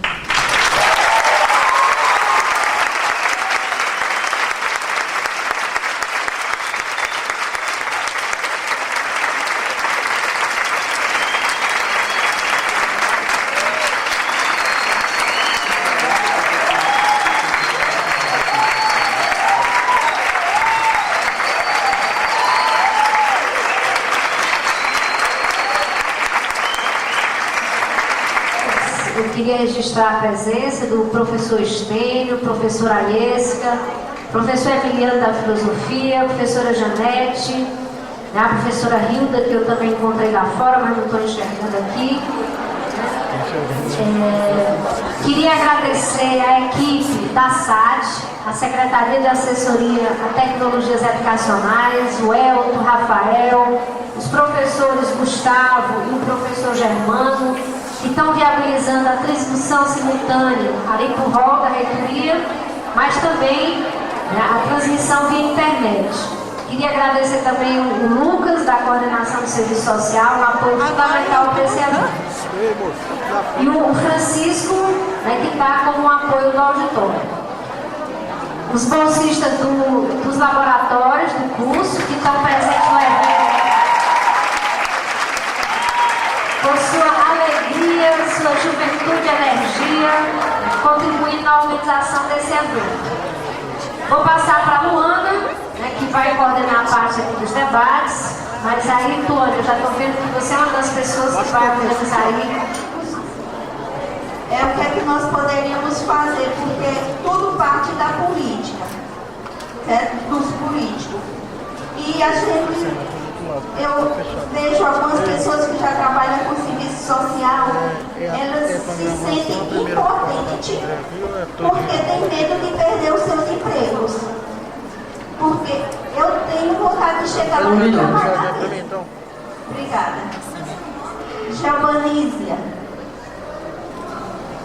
Primeiro, parabenizar, a professora Yolanda, um prazer de ouvi-la também. A lucidez, e a forma tão didática que ela coloca, algo tão complexo, eu acho, que achamos, que é compreender o método, compreender a teoria marxista, e não só compreender, mas compreender para transformar, esse mundo, Então, em nossas vidas, em nossa profissão. Então, eu queria tocar numa questão que essa teoria marxista hoje, que fundamenta o nosso projeto ético-político, ela é hoje hegemônica, nos nossos meios acadêmicos, nas nossas representações acadêmicas. Mas eu queria colocar uma questão que o Zé Paulo colocou recentemente, numa palestra que eu fui lá em Brasília, que é a questão do neoconservadorismo na nossa profissão. Então, como o projeto ético-político é hegemônico, então ninguém tem coragem de se contrapor a ele. Mas nos meandros profissionais e nos meandros da sala de aula, a gente vê claramente as posições contrárias ao projeto, e uma sintonia assim, muito com as teorias pós-modernas, que desclassificam o marxismo como algo atrasado, algo que não é mais do nosso tempo é outro, como se a realidade capitalista fosse outra. Então, eu queria que você tocasse nessa questão. Isso está vindo, só para concluir, rapidamente, via a conjuntura que a gente está vivendo atualmente, do governo, principalmente o governo Lula e Dilma, como também via a construção das políticas sociais e especialmente na política de assistência social. Ok? Se percebe, a gente que é aluno começa a se deparar com essa ambiguidade de luta, de classe, que ao mesmo tempo nós somos trabalhadores e lutamos por esses trabalhadores, como você mesmo colocou, e esses trabalhadores são absorvidos justamente por esse Estado, justamente pelos detentores da mão de obra. Tem um indecifre ainda. A gente sabe por que eles contratam assistentes sociais. A gente sabe que precisa se apaziguar, precisa-se de uma ordem social. Mas eles sabendo que hoje estamos aqui nessa luta, porque isso não está oculto, isso está aberto, isso está sendo transmitido. Todo esse capitalismo que sabe que existe essa classe que briga e que você vai contratar para colocar lá, porque eles ainda insistem. Que confiança que eles têm ainda de que a gente não possa transformar ainda e modificar essa realidade. Que tanta confiança é essa desse capitalismo, desse detentor que, digamos assim, emprega aqueles que mais lutam por uma sociedade justa? Gostaria de pedir à professora Yolanda que, por favor, comentasse um pouco sobre essa discussão que a gente pode chamar hoje de uma administração das urgências ou de um princípio gestionário que se insere no âmbito das políticas públicas, sobretudo a política nacional de assistência social hoje. Como é que ela percebe esses processos que eu costumo chamar como de gestão da pobreza, que cada vez mais se põe aí no enfoque um processo de naturalização da pobreza vinda sobre outras configurações e que eu acho que é pertinente para pensar a dinâmica da instrumentalidade do serviço social. Em que sentido a pesquisa nos ajuda nesses processos de apreensão dessa complexidade do real, não só no âmbito de apreender do ponto de vista da política pública em si, mas de pensar a partir do universo vivencial dos sujeitos que são alvo dessas políticas. Em que sentido que nós poderíamos trabalhar na condição de assistentes sociais ou de assistentes sociais de informação na perspectiva de compreender melhor esses territórios vividos. Hoje de tarde nós tivemos uma mesa na discussão de Seguridade Social e nós discutimos um pouco essas dinâmicas da pobreza hoje e, sobretudo, esses processos de gestão da pobreza e administração das urgências que parecem substituir a lógica da política. Então, se nós queremos construir e garantir processos emancipatórios para além de processos emancipatórios como garantia de direitos, na lógica do direito social, como trabalhar, como pensar, de fato, a partir do universo simbólico e real, e aí eu não descarto que o simbólico faz parte da produção do real e pode ser o nosso instrumento fundamental para pensá-lo criticamente e produzir, sim, alternativas dentro do serviço social como uma das categorias que contribui para esse processo emancipatório. E gostaria de registrar que nós estamos com mais de 40 internautas assistindo a nossa palestra online. Bom, então eu abraço aos internautas e realmente a todos os estudantes, porque é muito emocionante, viu, gente? Para falar a verdade, é muito emocionante ter essa oportunidade de vir aqui. Que bom, né? Que deu certo, né? Porque a professora Cristina Nobre, nós estamos há bastante tempo tentando e ela incansavelmente vem, não, vamos conseguir, e realmente que bom que nós conseguimos. Eu estou muito feliz de estar com vocês nesse dia tão importante e num debate tão rico. Aqui tem questões, a Geopanísia, que é também mais ou menos uma questão que ele enviou aqui, e vai também na mesma direção do que a Dinari coloca, que é o avanço do neoconservadorismo. Que é esse neoconservadorismo? Ora, a sociedade burguesa, ela investe em todas as formas de conservação desse modo de produção, mas elas têm que se revolucionar, porque ela não pode usar as mesmas estratégias de antes. Ela precisa, o modo de produção capitalista, ele precisa se revolucionar. E ele se revoluciona o tempo todo.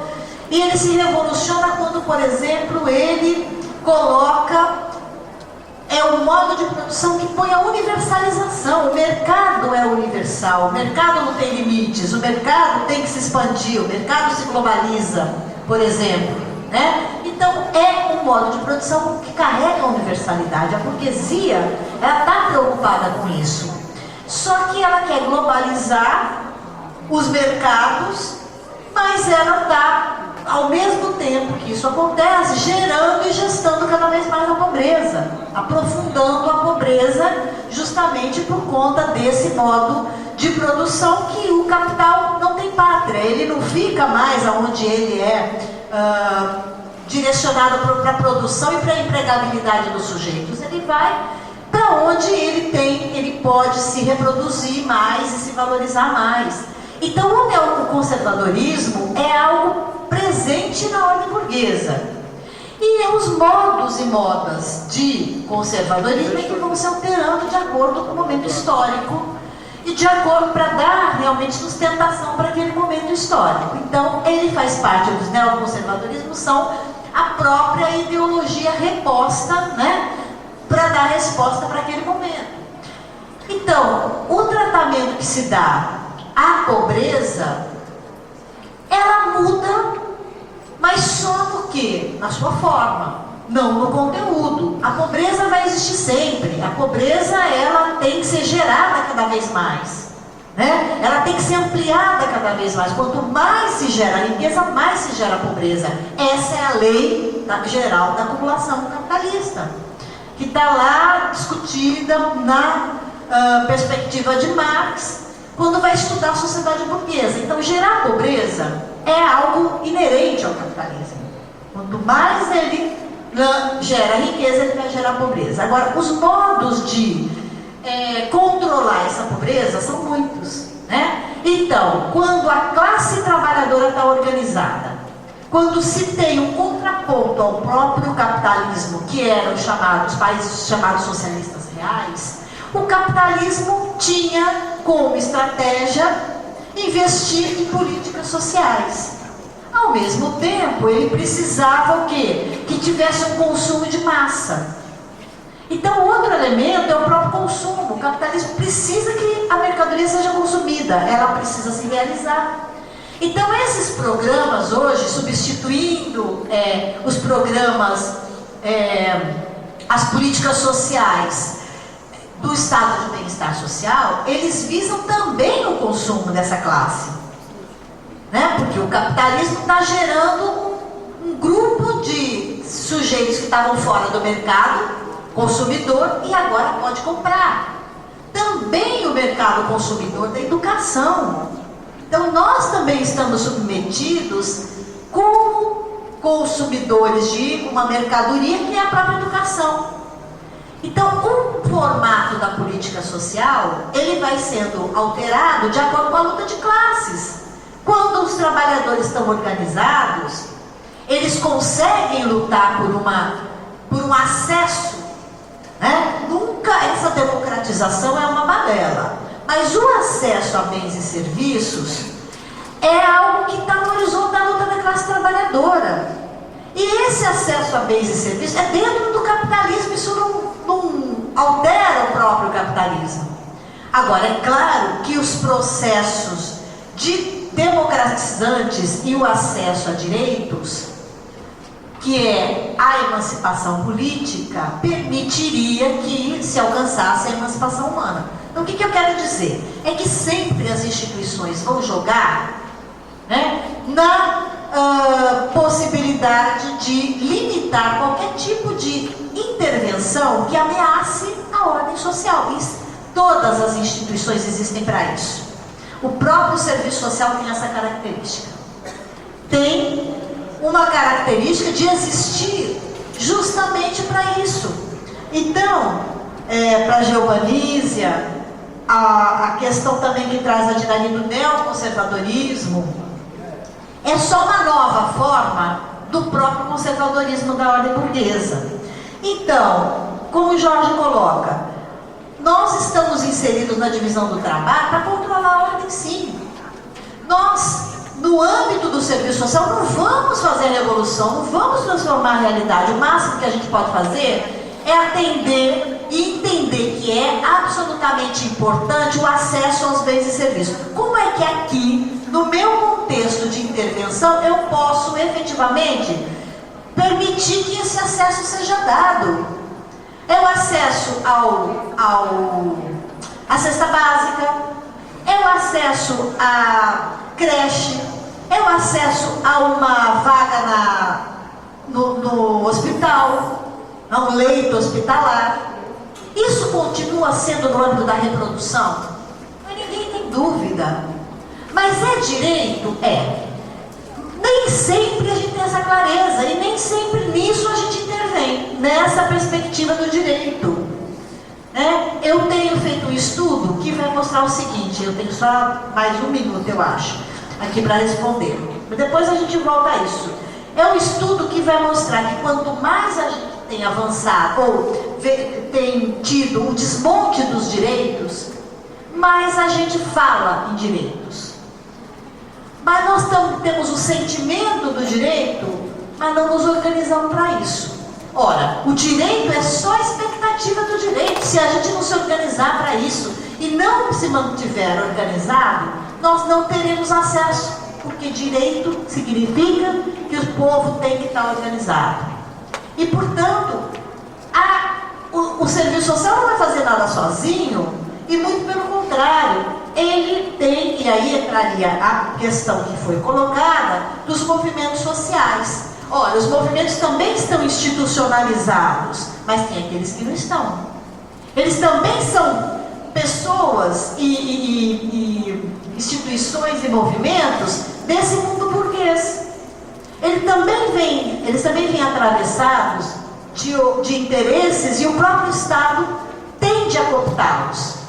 Então, o que a gente precisa é de ter outras frentes de intervenção que não é o serviço social.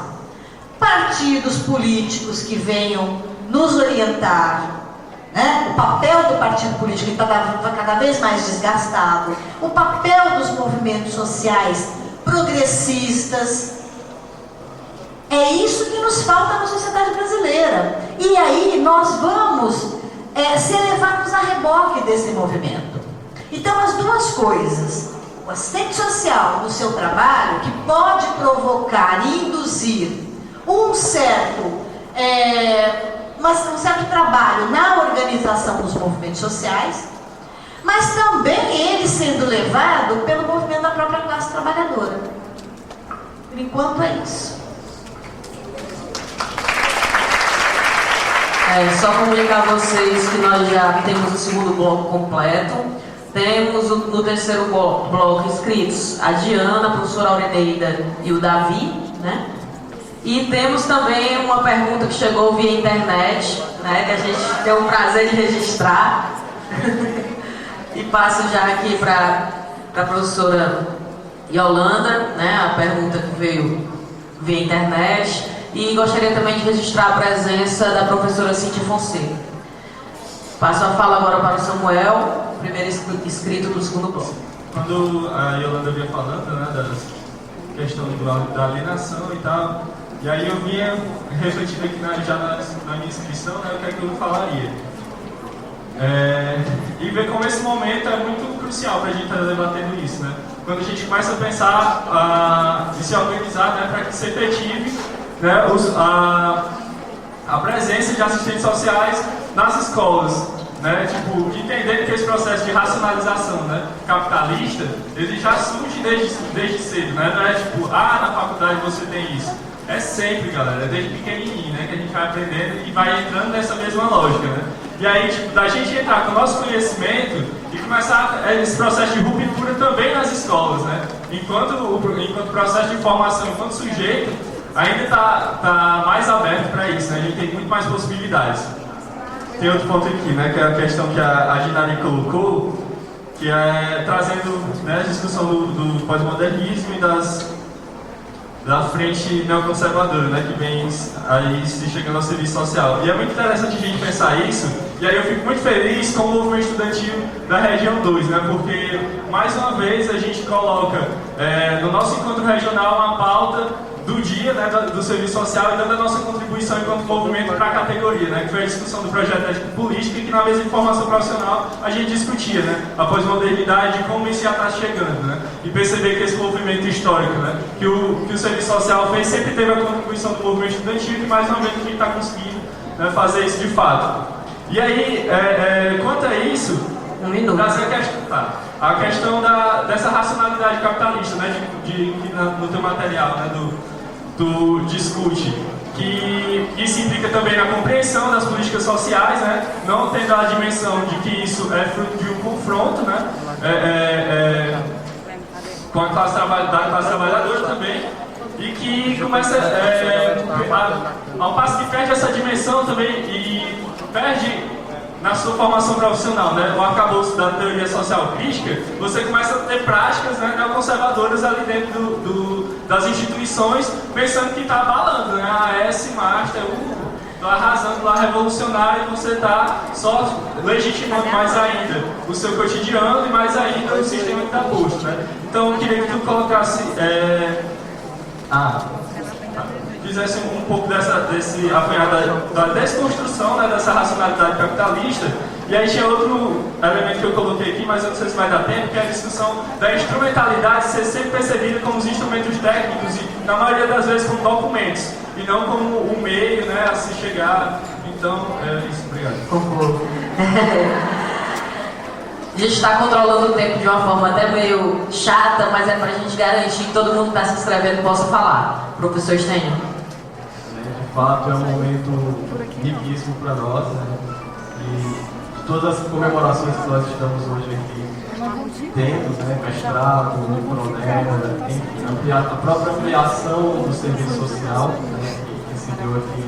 É interessante que na nossa época de militantes, né? Estou vendo aqui muitos professores já mestrandos, a gente só tinha um curso de serviço social aqui no Ceará, e a ampliação disso expressa uma realidade posta para nós, né?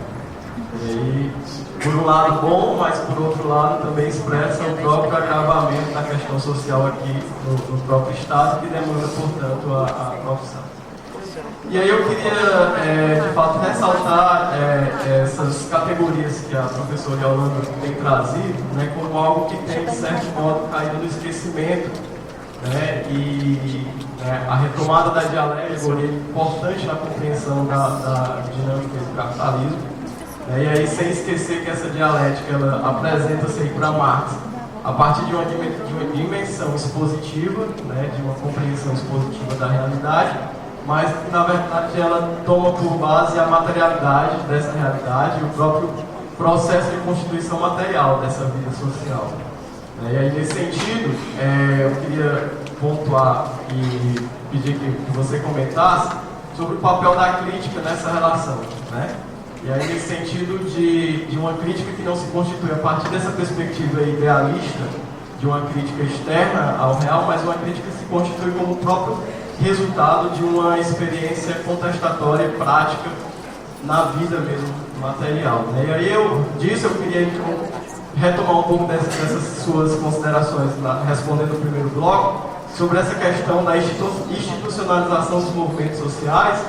Um minuto, que na verdade se constituíram, né, a partir dessa institucionalização, e que nos faz, de certo modo, esquecer de que o movimento social e os movimentos sociais vão para além dessa dinâmica institucional, daquilo que nós conhecemos dos chamados movimentos sociais, né? O que a gente tem presenciado, que exatamente uma das grandes contribuições do positivismo foi exatamente trazer a naturalização do capitalismo como sendo a sociedade fim última que o homem está afadado a alcançar, e aí o esquecimento, isso posto faz com que a gente perceba que os diversos movimentos que se manifestam, como a gente tem presenciado na Grécia e em alguns espaços da Europa, que eles não são considerados como movimentos sociais, né, e não são considerados como expressão dessa questão social que se apresenta de um determinado modo na atualidade, que apresenta um determinado modo de contestação que não é mais aquele que a gente tinha há 30 anos atrás e há alguns anos atrás,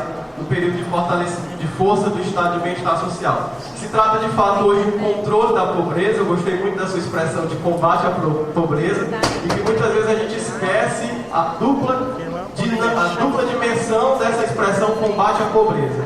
E hoje se trata de fato de um combate à pobreza no sentido de que tem um processo de criminalização dela, né? De que aquele que é pobre hoje é considerado criminoso, e se trata, portanto, hoje na sociedade do Estado penal, que aí o Bacana vai falar, que é se trata hoje de fortalecimento desse braço do Estado penal em atrofia e, por outro lado, aí, constituição do braço esquerdo, que é o braço da assistência. Queria que você pudesse também, se for o caso, referir-se a isso. Obrigado.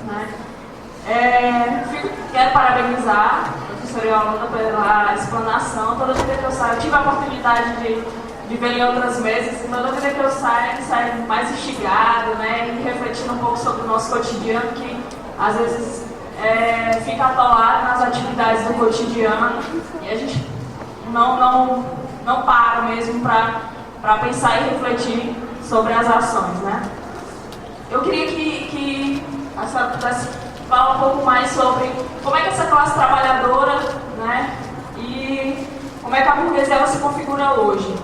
Que a classe trabalhadora é o trabalhador autônomo, o trabalhador terceirizado, não é a maioria de nós, então contratado, subcontratado, sem direitos nenhum, né, sem vínculos nenhum, e ele acaba também desconstruindo, desconfigurando essa consciência de classe, né, a organização dessa classe trabalhadora, né, o trabalhador enquanto trabalhador colaborador, né, que também traz ele para o âmbito da instituição, institucionalizando-se, né, e perde-se um pouco e se confunde, né, esse âmbito do trabalhador, né, da classe trabalhadora e daquele que se utiliza do trabalho, da força de trabalho, né, dos trabalhadores para poder expropriar. Boa noite a todos e a todas. Estou meio nervosa com intervenções, mas vamos lá. Até pegando um pouco do gancho da Natália, né, sobre essa questão da terceirização, quando você fala a respeito que o profissional ele deve desvendar a instituição para melhor se aliar com as pessoas para poder dar respostas complexas, às situações complexas, eu gostaria de saber como é que um terceirizado já vai fazer isso, por conta do pouco tempo que ele passa nessa instituição. Às vezes ele é demitido, por conta também dessas relações precarizadas, como a Natália bem comentou, assim, até causando desgaste profissional, do próprio profissional de não querer, mesmo, eu sou um terceirizado, eu não tenho nenhum vínculo, para que eu vou fazer isso, para que eu vou procurar me especializar mais, para que eu vou dar uma melhor resposta, uma melhor intervenção para essa demanda que está me vindo, já que eu não vou ficar nem muito tempo aqui. Eu gostaria que você pudesse estar comentando. Para encerrar esse segundo bloco, Carol. Aproveitando, né, também as perguntas de institucionalização, eu queria fazer 2 direcionamentos nas minhas perguntas, né? Aproveitando, né, que a professora Yolanda falou, né, que os movimentos sociais foram cooptados, a gente vê o quê? Que os movimentos sociais, por serem espaços de disputa política ideológica, né, eles realmente têm sofrido essas cooptações, tanto na base quanto na direção, né, alguns, né, ainda com resistências. E eu queria saber se isso se deve à institucionalização e também pensar assim, de que forma os assistentes sociais que serão formados, né, pelo Pronera, né, pelo Serviço Social da Terra, eles poderiam, de alguma forma, romper, entendeu? Não sei, visar uma ruptura com essa lógica, visto o próprio Serviço Social ser uma profissão institucionalizada. E a outra pergunta, aproveitando também a deixa do neoconservadorismo, eu queria saber de que forma a prática profissional do serviço social ela pode contribuir na luta de resistência urbana, né? E visando assim combater essas formas de higienização social que são colocadas, né? Das remoções, né? Bem aí. Ou que quem ainda quiser se inscrever, se inscreva durante a fala da professora, que aí após a fala dela a gente já encerraria, faria o terceiro bloco, um blocão, com todas as inscrições que surgirem. E só para dar uma lida aqui nos que já estão inscritos: Diana, Vanessa, professora Aurineira, Davi, professora Virgínia, e eu levantei o braço durante a mesa